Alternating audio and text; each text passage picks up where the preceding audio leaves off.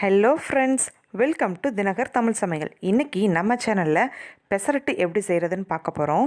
இந்த பெசரட்டு நான் 2 விதமாக உங்களுக்கு செஞ்சு காமிக்க போகிறேன். ஒன்று பிளெயின் பெசரட்டு, இன்னொன்று MLA பெசரட்டு.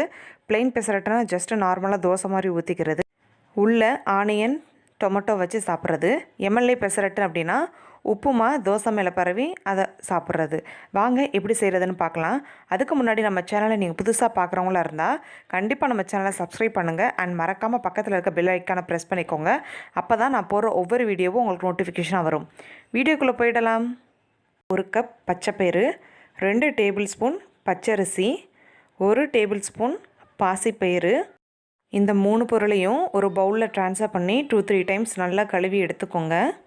தேவையான அளவுக்கு தண்ணி ஊற்றி நம்ம இப்போ ஊற வச்சிடலாம். ஒரு நாள் நைட்டு ஃபுல்லாக இது ஊறட்டும். கிட்டத்தட்ட ஒரு 6 to 8 மணி நேரம் ஊறினா தான் பெசரட்டு ரெசிபி நம்மளுக்கு நல்லா கிடைக்கும். நெக்ஸ்ட் டே மார்னிங் பாருங்கள், நான் பச்சைப்பயிறு எடுத்து காமிக்கிறேன். நல்லா க்ரீனிஷாக உப்பி வந்திருக்கு. இப்போது நம்ம இதை ஒரு மிக்ஸி பவுலில் மாற்றிக்கலாம்.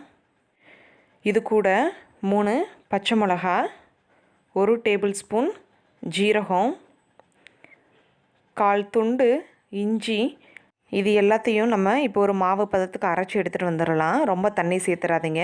இந்த பதத்தில் இருந்தால் தான் பெசரட்டு நல்லா வரும்.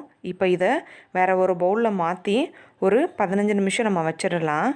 15 நிமிஷத்துக்கு அப்புறம் நம்ம எடுத்து வச்சுருக்க மாவில் 1/4 டீஸ்பூன் உப்பு சேர்த்து நல்லா மிக்ஸ் பண்ணிக்கோங்க. மாவு கரெக்டான கன்சிஸ்டன்சியில் இருக்குது ஊற்றுறதுக்கு, ரொம்ப தண்ணி சேர்த்துற வேணாம்.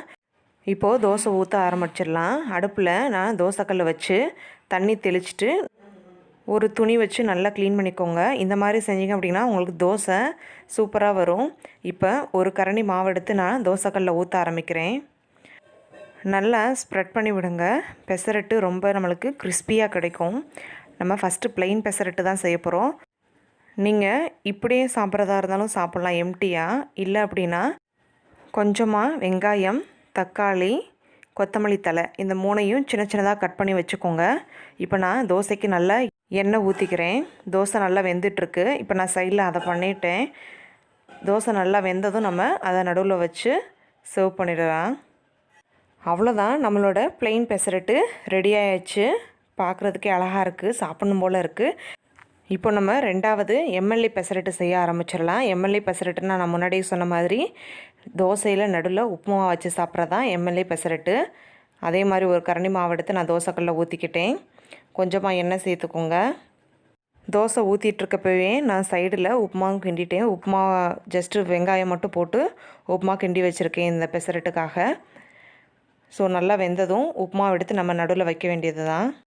நீங்கள் தோசை ஃபுல்லாக உப்புமா ஸ்ப்ரெட் பண்ணி விடனாலும் பண்ணிக்கலாம். ஒரு ஸ்பூன் யூஸ் பண்ணி ஃபுல்லாக ஸ்ப்ரெட் பண்ணி வச்சுக்கோங்க. நான் ஒரு சைடு மட்டும்தான் வைக்கிறேன்.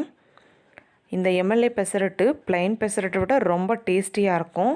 ஃப்ரம் மை எக்ஸ்பீரியன்ஸ் நான் சொல்கிறேன். நம்மளோட 2வது MLA பெசரட்டும் ரெடி ஆகிடுச்சு. பாருங்கள், ரொம்ப கிறிஸ்பியாக வந்திருக்கு. இந்த மாதிரி இந்த ப்ரொப்போர்ஷனை நீங்கள் செஞ்சீங்க அப்படின்னா 2 பெசரட்டுமே ரொம்ப டேஸ்டியாக இருக்கும்.